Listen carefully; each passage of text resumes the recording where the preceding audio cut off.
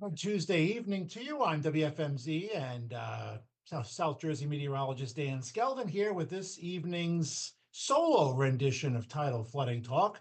Normally joining you right around 7 o'clock, pending technical cooperation every Tuesday evening with my co-host Palma Shiles. She had a pet emergency tonight, little incident with her beloved dog. Dog's fine, had to be rushed to the vet, and she's taken our dog home and getting pictures from Palma. Dog's good, and family is relieved that there were no issues. And she will be back with us next week. And meteorologist Joe Martucci, our other co-host as well, and he had a conflict tonight that was in advance, and he'll be back next week as well. So you stuck with me tonight as we, just try to secure this 7 p.m. time slot in your minds.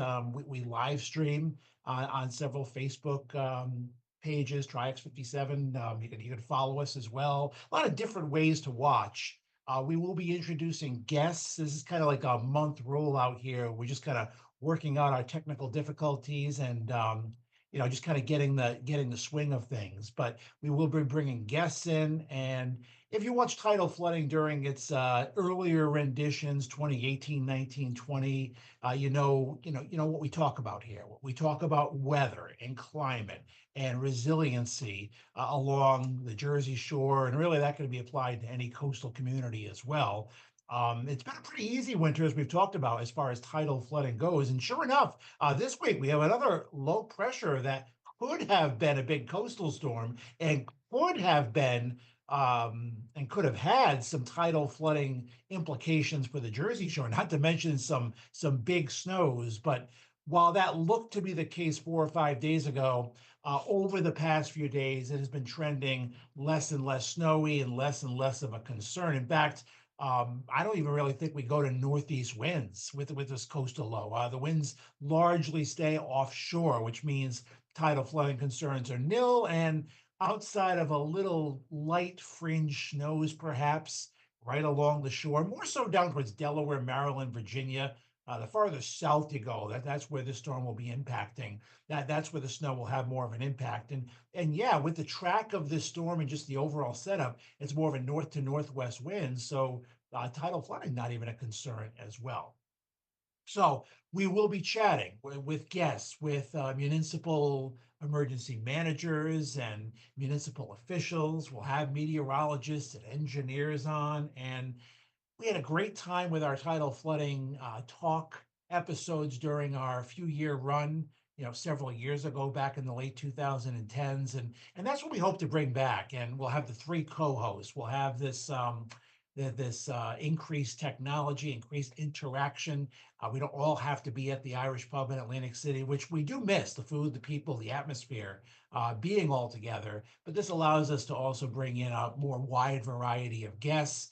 Remember, the Tidal Flooding Talk brought to you by the New Jersey Coastal Coalition, and from a growing New Jersey Coastal Coalition, as well as more and more municipalities, not only along the immediate shore, but farther inland, up Delaware Bay, up into central and northern New Jersey. Now, this started down in Atlantic and Cape May counties, has been steadily growing ever since. Have a web app now that helps you plot tidal flooding and track tidal flooding along live when it's happening, and know where to park, and know where not to park, know where to drive, and know where not to drive during winter storms as well, or during any storms, whether they be tropical, whether they be coastal storms, whether or not they be rain or snow. Remember, tidal flooding, something we talk about all the time, is a year-round threat along the Jersey Shore, along the Delaware Shore, really along any coastal community. And it can take multiple different kinds. You have nuisance flooding.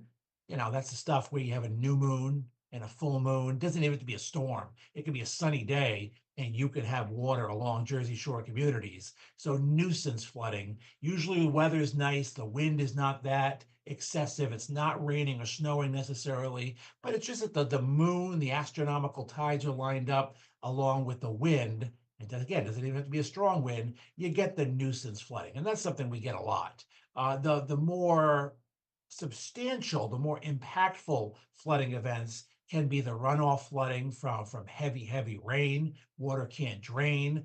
If you have a little tidal flooding, that adds to the situation. It's kind of like a 1-2 punch. And then, of course, the type we talk about a lot, thankfully not that often during the year, but those big ticket storms, whether they be tropical storms or hurricanes, whether they be nor'easters that bring rain or snow. And of course, they increase the wind, ramp up the rain, and ramp up the threat of moderate to major tidal flooding on occasion. Sometimes it happens a couple times a year. Sometimes we can go a whole year without having a significant tidal flooding event. But those are the types we do talk about. We throw in some meteorology as well. The wind has been the big story, of course, over the past couple of days. It's been a offshore northwesterly wind. So thankfully, we haven't had to worry too much about tidal flooding. In fact, there's been blowout tides. That's the opposite, right? Where the offshore northwesterly winds just cause low water levels in the Delaware Bay and the back bays as well. And we've had a pretty gusty wind. Winds gusted at the Atlantic City Airport Sunday evening to 71 miles an hour. That's just shy of hurricane strength. Now, if that was an onshore wind, we'd have a lot more of a problem in terms of flooding. But thankfully, an offshore wind, of course, with a wind direction like that, it's bringing in the cold air. And that's been the problem, the cold and windy weather of late. So we are going to track. We're going to be on the outer fringes of a coastal low. It's bringing snow to Missouri, Tennessee, Virginia tonight. Tennessee, Kentucky tonight. Virginia, North Carolina, Maryland tomorrow, and some of that light fringe snow will graze the immediate Jersey shore. And again, coating to an inch or two possible, but no tidal flooding concerns. And the concerns for a big time snowfall is off the table now, unless you're down around Virginia Beach or well to our south, even like down towards lower Delmarva. You cross the Cape May Lewis Ferry and head down Route 13 there down the Delmarva Peninsula. You'll get some snows as well. Our weather pretty quiet actually. We're still kind of thankful that we haven't had the big nor'easter this year. We've had a couple of decent snows, but haven't had coastal storm after coastal storm. Thankfully, that hasn't been the storm track this winter. No one's complaining. We've had our snow without the big nor'easter problems that come with a major coastal storm. But remember, March can be a pretty wild weather month. February looks to end pretty quietly. Once we get past this low that we're on the fringes of tomorrow into Thursday, we get another shot of wind, but it's an offshore wind Thursday into Friday. We have a pretty nice last weekend of February on the way, and next week looks pretty quiet as well. I am seeing signs towards the very start of March where things activate again. They always say, March comes in like a lion sometimes. So we do have to watch out for that. And some of our bigger nor'easters have been during the month of March. Of course, in March, not guaranteed to be snow. You could have a cold, rainy nor'easter, but we never let our guard down at the shore, right? We can't afford to, because nor'easter season ends, hurricane season begins, and then it's a cycle after that. And you throw in the nuisance and the rainwater flooding, and it keeps meteorologists, it keeps coastal residents busy throughout the year. So that's what the Coastal Coalition is hoping to do with Tidal Flooding Talk and all the other programs and activities that we partake in. Increase awareness, increase resiliency along the shore, increase education to tidal flooding. You go without it for a while sometimes.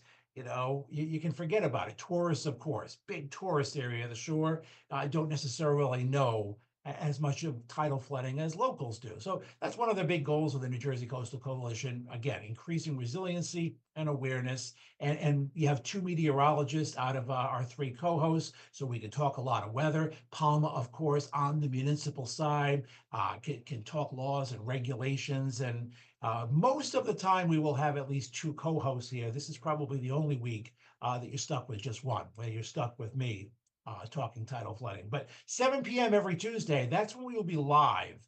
And normally with three co-hosts here, we can read comments. If you are on one of our live streams, of course, you feel free to ask questions. This will be interactive. That's one thing that we hope to bring back to Tidal Flooding Talk. We love taking your comments and questions. And of course, the guest is the other interactive part. Co-hosts are great, But it's nice to have different guests, and that's what we hope to bring with you every week, every Tuesday, 7 p.m. throughout the year. Again, normally two out of the three of us, me, Palma, and Joe, will be here, and lots of different ways that you can watch, whether it be my Facebook page or Joe Martucci's Facebook page, Jersey Coastal Coalition's Facebook page. These will either be live or the recorded show will be posted on there, or in some cases both. And on Triax 57, you can also log on and follow Tidal Flooding Talk. Again, brought to you by, very proudly by Executive Director Tom Quirk and the rest of the great folks at the New Jersey Coastal Coalition. And a huge shout out to our, sure, John. John, what's your official title? Production Director. Our production manager, John, is going to continue to work with us technically or technologically speaking, and really enhance, opens and closes to the show. He gets the show to everywhere it is supposed to go, and it's something we didn't have during the first rendition of Tidal Flooding Talk back in the late 2010. So really excited to have John Hines on board with us, and he's going to make us look as good as possible. And that's a tough task, but it's just me doing Tidal Flooding Talk. So appreciate John and everything he does. So again, we will see you next Tuesday night. We expect to have all three of us back, me, Palma, and Joe. And presuming all the kinks are worked out and we kind of got the rust knocked off of our, absence over the past couple of years, we hope to start bringing guests as well. When the weather warrants, when there are big coastal storms, God forbid, hurricanes or tropical storms bearing down in the area, it will be a weather focus to the show. When the weather is quiet, it will be more of an education outreach and resiliency approach to the show. We'll just kind of let the current weather patterns dictate what we're going to be talking about in any given week. So again, hope to see you back here next Tuesday night. We target for about 25 minutes for these shows, obviously a little shorter tonight when it's just me kind of highlighting what's to come and just kind of recapping while we're here. Again, thanks for supporting the New Jersey Coastal Coalition, and we hope to see you back here next Tuesday night with Palma Shiles. Hard to hear maiden name. That's gonna change her in my phone and get used to that. Joe Martucci, that's his maiden name, so I got that one right. And for meteorologist Dan Skeldon and our production director John Hines, thanks for watching Tidal Flooding.